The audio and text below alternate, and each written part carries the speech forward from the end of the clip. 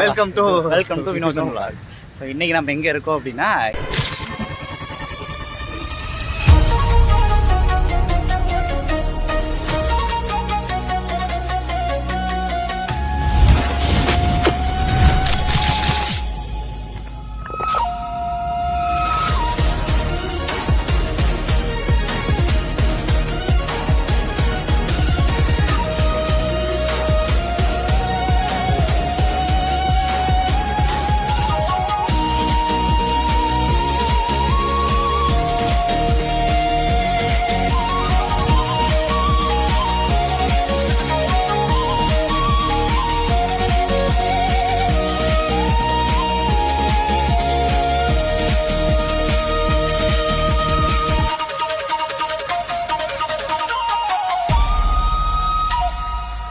Okay Dalada மாளிகை போயிட்டு தலதா மாளிகை ட்ரிப் கம்ப்ளீஷன் பண்ணிட்டு வெளியே வந்துருக்கோம். ஓகே, நல்லா இருந்துச்சுல்ல, ஒரு பீஸ்ஃபுல்லாக. அதுலேயும் அந்த ஸ்பெஷலாக போனது வந்து தலதா மாளிகையை தாண்டி மியூசியம்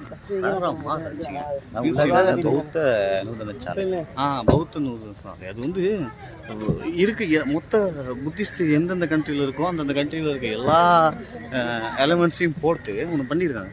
ஒவ்வொரு கண்ட்ரி உள்ளுக்கு போகும்போதும் நமக்கு வந்து அந்த கண்ட்ரி உள்ளுக்கே போன ஃபீல் வரும். ஒரு ரூமுக்கு போகும்போது அந்த கண்ட்ரி தனித்தனியாக விசாலாம் வாங்க தேவையில்லைங்க, ஒரே விசாவே தேவையில்ல. 50 ரூபா டிக்கெட்டில் டோட்டல் வேர்ல்டையும் சுற்றி பார்க்குற மாதிரி இருக்குது. நல்லா இருக்கு. ஃபோட்டோ மட்டும் பிடிச்சி கேளாது, ஃபோட்டோ நோட் அலவுட். அதான் ஃபோட்டோ எடுக்காது. நீங்கள் ஃபோட்டோ எடுக்கணும்னா நீங்கள் விசா வாங்கி போய்க்கோங்க.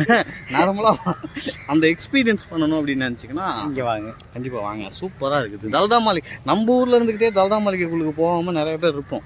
நானே ரொம்ப காலமாக இருந்தேன், இப்போ தான் ஒரு 4-5 தடவை போயிருக்கேன். அப்படி போகாமல் இருந்தீங்க அப்படின்னா கண்டிப்பாக வாங்க. உள்ள என்ட்ரன்ஸே ஃப்ரீ தானே? Entrance free. மியூசியம் மட்டும் அவங்க 50 ரூபா. தம் அடிக்கிற பசங்களாம் இருந்தீங்கன்னா 160 ரூபா கொடுத்து தம்மு வாங்குறதுக்கு 50 ரூபா கொடுத்து டிக்கெட் வாங்க மாட்டீங்க. சிம்பிள் தான், ஜாலியாக இருக்குது, நல்லா இருக்குது, நல்ல அட்மாஸ்பியரு, சூப்பராக இருக்கு.